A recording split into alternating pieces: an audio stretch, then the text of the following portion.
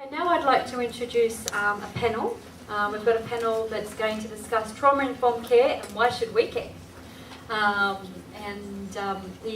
panel facilitator is Sage Sagan-Snitter from Hope Street. So I'll pass over to Sage and she can introduce the rest of the panel.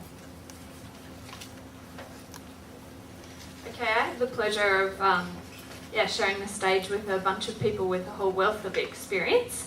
And just to begin, I'm going to ask each of them to share a little bit about the work that they do, and then we'll kind of have some questions that have already been pre-submitted to us. But hopefully some of those questions capture some things that you might be interested in and already wondering about.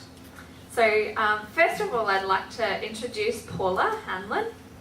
She's been involved in consumer participation for nearly 20 years. And she's employed as the Consumer Participation Coordinator at Ride Mental Health Services. She's been there for 14 years.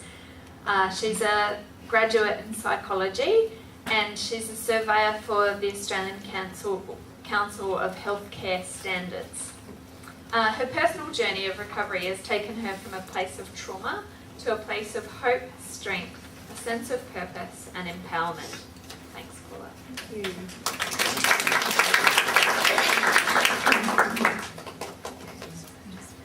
Hello everybody, my name is Paula and I'm a recovering alcoholic, an adult survivor of childhood trauma and a survivor of inadequate mental health services pre-1993. After 1993, I believe I did experience effective trauma-informed care. Stay tuned for more on this soon.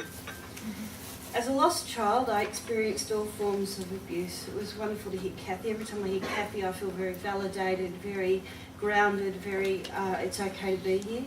So it's wonderful. So as a lost child, I experienced all forms of abuse, verbal, emotional, physical and sexual abuse. Each night, from as young as I can remember, I prayed to God that He'd take me to be with Him in heaven, as I truly believed that's where I would be happy and safe. And each morning when I woke, I internalised waking up as that I was not good enough even for God.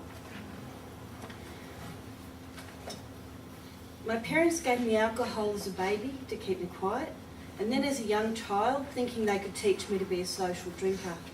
Having had a reunion with my biological mother, my genetic predisposition to alcoholism, plus the fear-filled environment in which I lived, meant that alcohol was a destroyer, not as a saviour.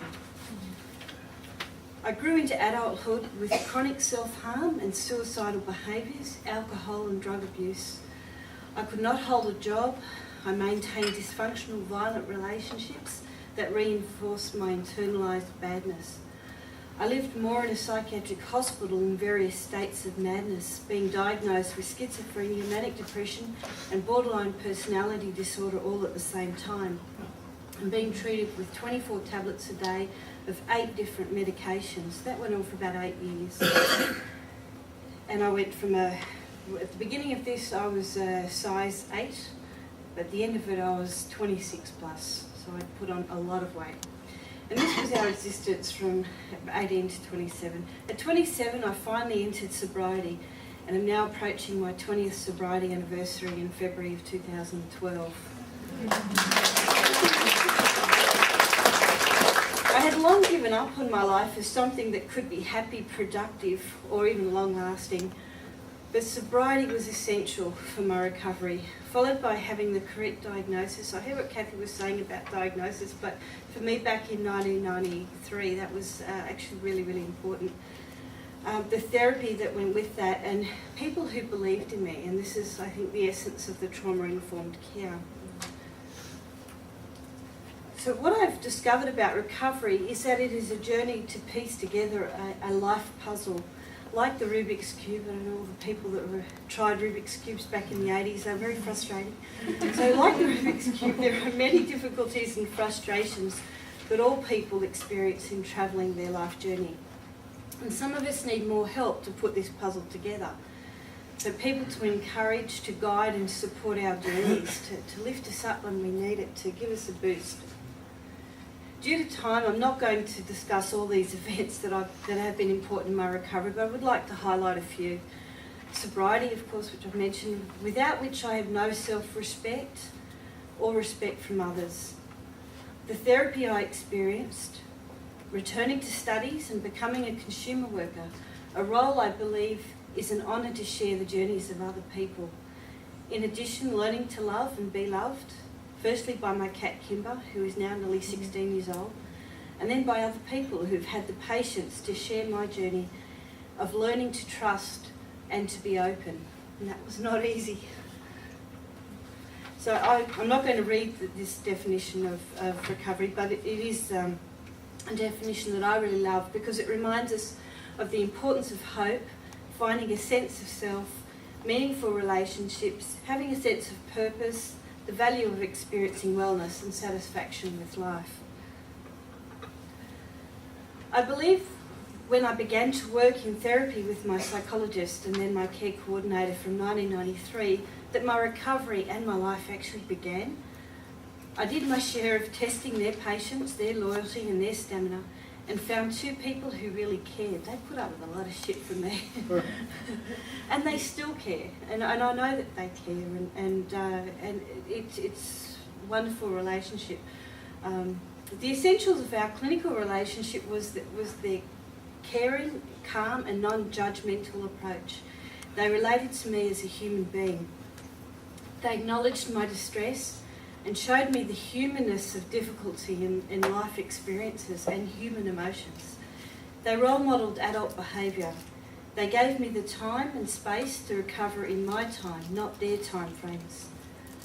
I was ready to participate in the therapy, the CBT and the EMDR, which is the eye movement desensitisation reprocessing. Somebody asked earlier about the therapy that helped with recovering the memories, and that was the therapy that really helped me.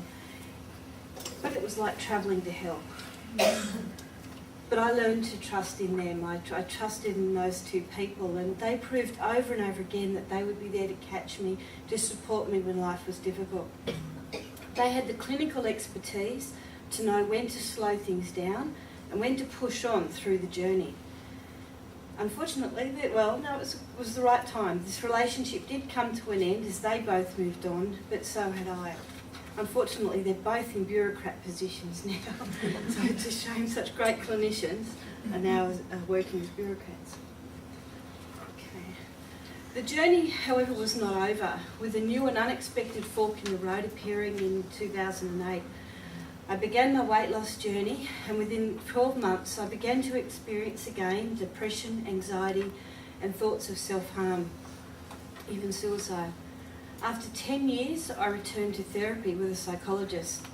We discovered a barrier that above 120 kilos I was psychologically sound, but under this I became unglued. As my body shape changed, I experienced conflicting thoughts and emotions, predominantly fear and self-loathing. The weight gain served a purpose of security and control. I felt protected from my fears and vulnerabilities. In this part of my journey, I am now addressing these and am starting to have faith in my empowered self that doesn't relate to my physical characteristics. As of October 2011, I've lost 30 kilos and am approaching again my 120 kilo barrier with greater confidence than last time. In focusing on trauma-informed care, I would like to reinforce for clinicians to be aware and sensitive to the potential resurfacing of trauma that may or may not have been dealt with.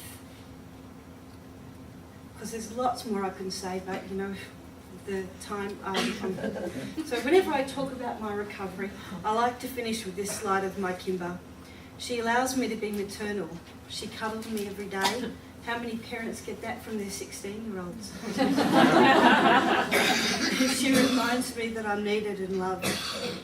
I've been able to form friendships and relationships, and I'm not ruled by the trauma from my past, but live a life that is enriched by people travelling their own journeys too.